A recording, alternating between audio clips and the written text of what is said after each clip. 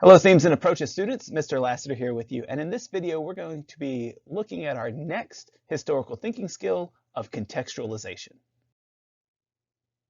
So far in this course, we've looked at the skills of sourcing and close reading, and we'll continue to focus on those skills. But in this video, we're introducing our next skill for the course, contextualization. Some things that we want to get out of this video are answering questions like, what is contextualization? What questions do we ask when we try to contextualize a document? And what should I be prepared to do to demonstrate that I can contextualize? So let's start off with kind of defining this term. Contextualizing means to place or study something in the proper context.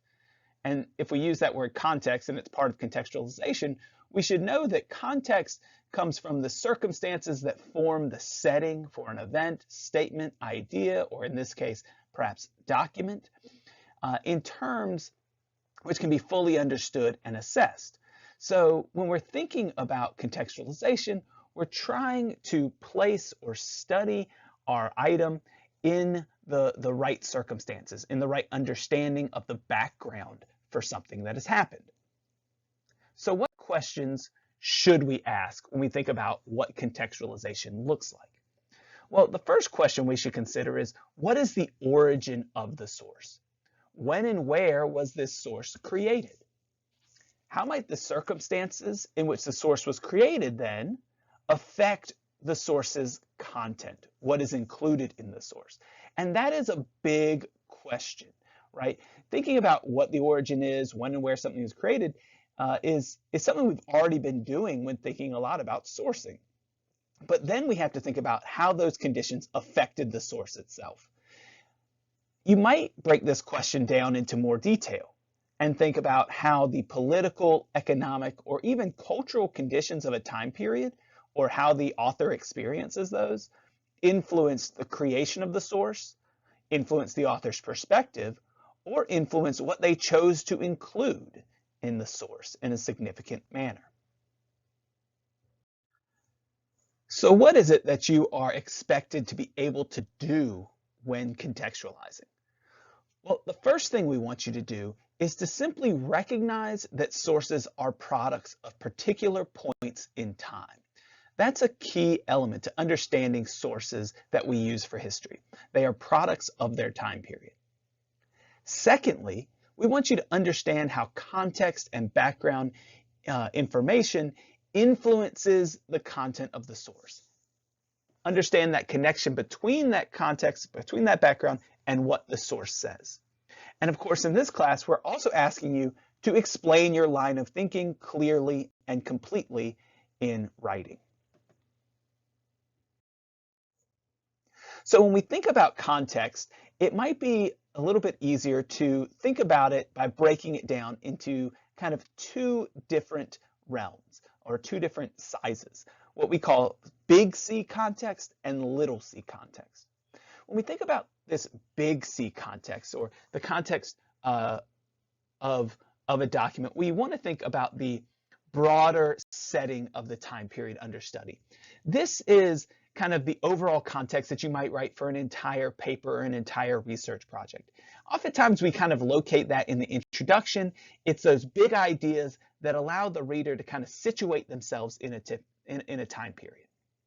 A lot of what we're going to be doing in this class is actually focused more so on the little c context.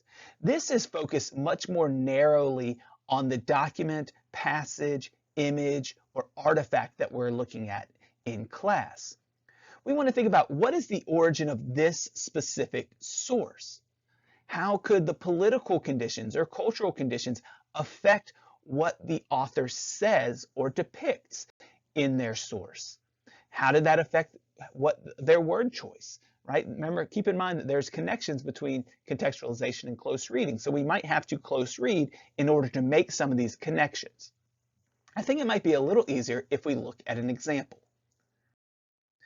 Let's practice here by looking at the Declaration of Independence. This is a document that we've looked at in a past video, so hopefully it is familiar to you. And when thinking about the Declaration of Independence, we might want to ask ourselves, exactly what is the context in which it was created, and then how did that affect what the document actually says, right? Big C context, the what's going on in this time period. Little c context, how it affected what Jefferson wrote about in the Declaration. So let's start by thinking about big C context. What are the origins of the source? When and where was the source created? What's going on? What's the background here? So for this document, we may just think about, when and where it was created, 1776 in the American colonies. The British had held colonies in America. It is 13 of these colonies that are going to rebel and become the United States. These events are concurrent with a really popular intellectual movement called the Enlightenment, which occurred in the 17th and 18th centuries. And by the time we get to 1776, it is really popular among the American elite. Those elite and the government of England often disagreed on policies, especially those related to trade and taxation.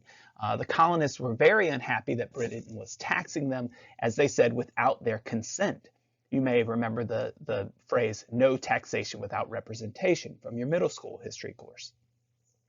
And we also might want to know that this Declaration of Independence is actually being written a year after, the year following the outbreak of conflict. The Battle of Lexington and Concord happens in 1775. It's widely believed to be or seen as the beginning of the Revolution. And this document is written in 1776, the very next year. So these are kind of the big origins of the source.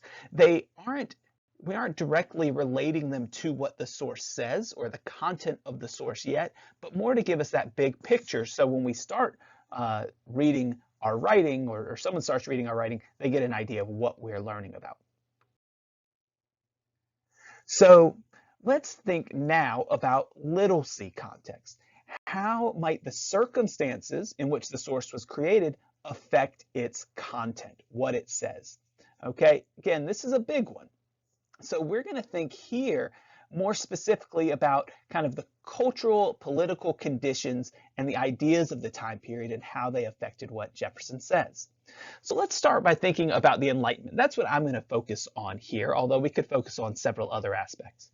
The Enlightenment promoted the idea that people have rights that can't be taken away. John Locke was known for saying this, and Thomas Jefferson really liked those ideas and even paraphrased them in the Declaration, saying, "We hold these truths to be self-evident, that all men are created equal, that they are endowed by their Creator with certain unalienable rights, life, liberty, and the pursuit of happiness." Okay, so what's going on in the Enlightenment directly influences his choice of words there. Let's look at another example. In the Enlightenment, political philosophers often argued that if government doesn't look out for its people, they have the right to rebel. And so Jefferson says in the Declaration, when a long train of abuses and usurpations, pursuing invariably the same object, evinces a design to reduce them under absolute despotism, it is their right, it is their duty to throw off such government and provide new guards for their future security. Basically, if the government's not protecting you, you have the right and duty to overthrow that government and provide for a new one. And we have to keep in mind, as you can see in Jefferson's writing, that he is heavily influenced by these ideas of the Enlightenment. But he's also writing for other American elite who've adopted these same ideas. They feel their rights have been restricted, either through taxation or trade. And he even says and ends this kind of beginning section of the Declaration by saying, "The history of the present King of Britain is a history of repeated injuries and usurpations, all having in direct object the establishment of an absolute tyranny over these states." So in this sense, we see in three separate instances, the context of the Enlightenment directly impacts the words that Jefferson chose to use in the Declaration of Independence. This is it all together, big C and little c in our graphic organizer. You notice that big C kind of sets the scene of what's going on in America at the beginning of this revolution. And we even have, some information about the Enlightenment.